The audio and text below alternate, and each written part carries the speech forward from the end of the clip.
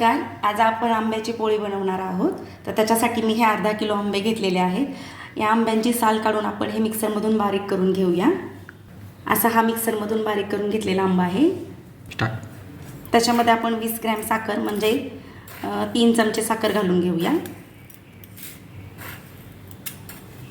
तर साखर थोडी हलवून आपण एका कढईमध्ये हा रस ओतून घेऊया.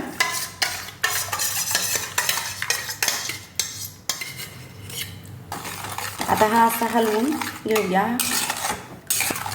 हा असा सतत हलवत राहायचा 5 ते 10 मिनटं. हे मिश्रण असं घट्ट होत आलेले आहे. आता याच्यामध्ये आपण वेलची पावडर टाकून घेऊया थोडी. आता आपण एका ताटाला तूप लावून घेतलेलं आहे. हे असं हे घट्ट झालेलं मिश्रण या ताटामध्ये ओतून घेऊया.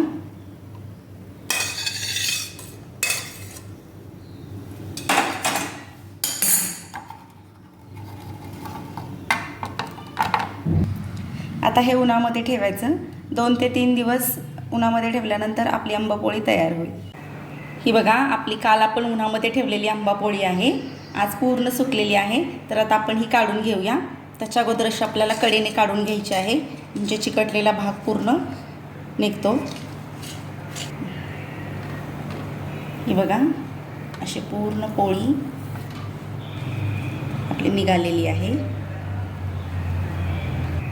आता आपण हिचे असे रोल करून छोटे छोटे पीसेस तयार करून घेऊया.